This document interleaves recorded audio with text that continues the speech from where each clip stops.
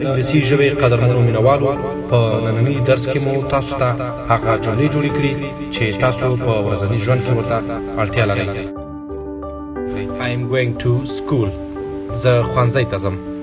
I am going to job. زه دندې ته ځم. I am eating my dinner. زه د شپې ډوډۍ خورم. I am drinking water. زه اوبه څښم. I am praying. زه لمونځ کوم یا عبادت کوم.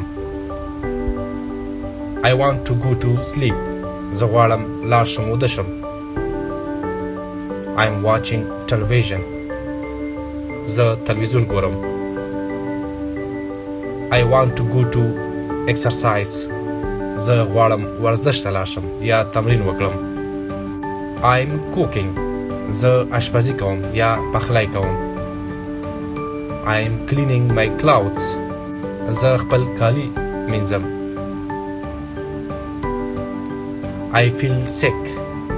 زه د ناروغۍ احساس کوم یا ناروغ یم. I need to rest. غواړم استراحت وکړم. I am talking with my brother in telephone.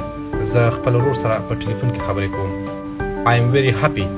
زه د خوشحالۍ احساس کوم یا خوشحاله یم.